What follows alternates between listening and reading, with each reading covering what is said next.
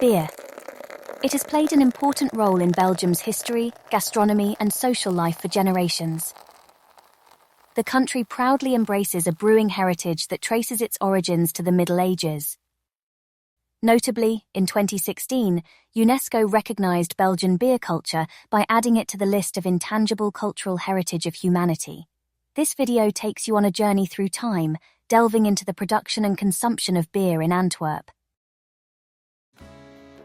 During the Middle Ages, the consumption of both beer and wine was a vital necessity rather than a sinful luxury, as water was often unsafe to drink, particularly in towns. Due to its high nutritional value, beer was referred to as liquid bread. In Antwerp, beer was both brewed and imported during this era.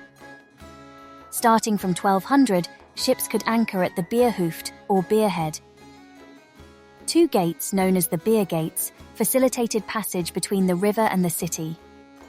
With the rise and expansion of Antwerp, brewing transitioned from a home activity to a specialized craft. Numerous breweries settled in the city, notably along the Kammenstraat. Kammer was the Old Dutch term for a brewer. As the Scheldt water became increasingly salty in the 15th century, the necessity to find a fresh water source, particularly for brewing beer, emerged. The solution involved bringing in clean water from beyond the city walls through canals. During the first half of the 16th century, new challenges emerged. The population explosion and industrial expansion significantly increased the demand for clean water, while the growth of maritime traffic revealed the structural weaknesses of the harbour infrastructure. At the same time, the construction of a new city wall imposed significant expenses on the city, which left the administration unable to finance additional public works. In 1548, the property developer and urbanist Gilbert van Schoonbeke, who had already created new neighborhoods within the city, presented a solution to these issues. He transformed 25 hectares of marshy land into building sites in the northern part of the city. Running perpendicular to the Scheldt, he established 3 canals, enabling ships to load and unload goods in a harbour district he developed, known as the Nieuwstad. Today, this area of the city is referred to as the Little Island. Between 2 of the canals, he constructed 16 breweries. In this drawing, created shortly after the development of the new site, we can observe the newly erected buildings, identified as new breweries. One of these structures was the so-called water house. It served as a central facility for water collection and distribution, supplying fresh water to the 16 breweries through a horse-driven mill. The building was later referred to as the Brewer's House. The facility underwent partial modernization around 1856, incorporating hydraulic pumps to enhance its capacity. It continued to function as a water distribution center until 1930, and it remains preserved to this day. In 1580, an 8-page printed booklet appeared that provides us with interesting insights into the drinking habits of the inhabitants of Antwerp at that time. The document describes 32 wines and 30 beers in descending order of quality. Furthermore, 92 taverns are discussed. A concentration of drinking establishments was situated around the Meerbrug, near the St. George's Gate, and around the Kammerstraat. At the base of the cathedral, between the church and the cemetery, there was a drinking establishment in a cellar. An ideal place for both churchgoers and those visiting the cemetery. By the 18th century, newly introduced warm beverages such as coffee and tea led to changes in the consumption of beer and wine. Due to the declining population and worsening economic conditions, the number of breweries in Antwerp steadily decreased. During the Industrial Revolution, scientists gained a better insight into the brewing process and the mysteries of yeast cultures. The breakthrough of the Czech Pilsner marked a new chapter in beer history. This beer was an instant worldwide success. Consumers turned their backs to other beer styles, which were in these days often sourish and cloudy. Around the globe, this success put enormous pressure on the existing beer styles. Fortunately, local and traditional beer styles survived to an exceptional extent in Belgium.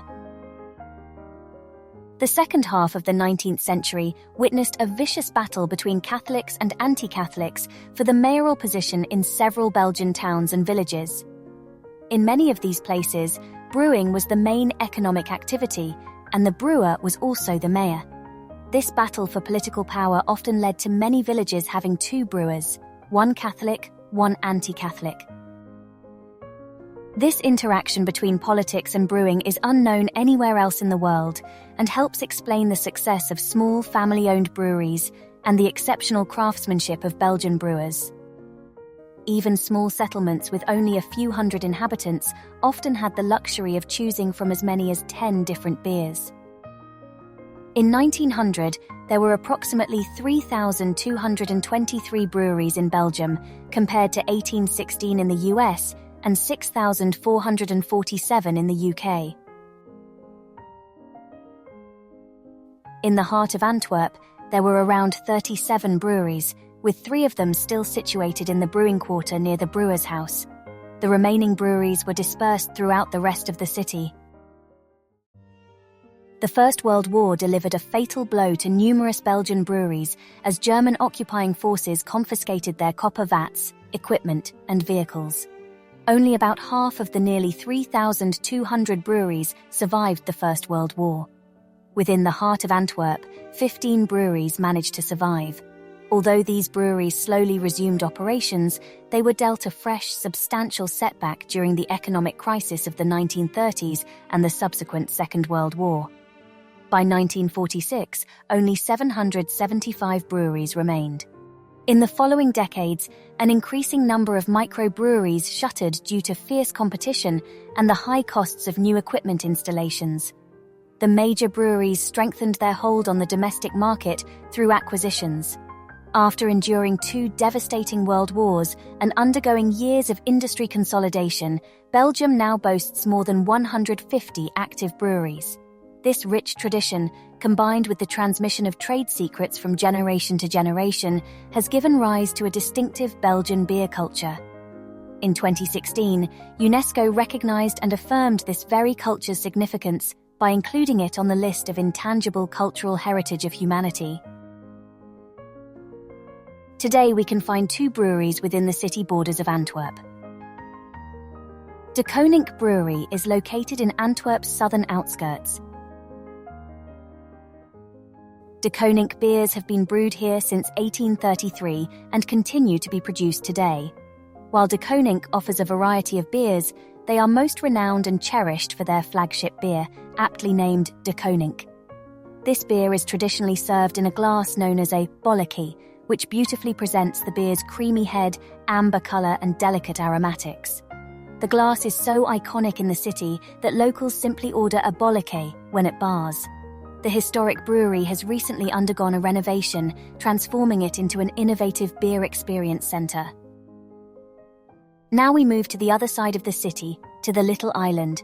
Remember, this is where Van Schoonbeke built 16 breweries 500 years ago. Here, we find the Antwerpse Brouw Compagnie. This company revived Zeefbeer, a popular beer that disappeared in the 1930s. It was known as a working-class beer and was very popular in a part of town named after the beer, the Zeefhoek. Its yeasty, cloudy yet frothy appearance led a commentator in 1863 to label it the poor man's champagne because it foamed like champagne and went to the head like port.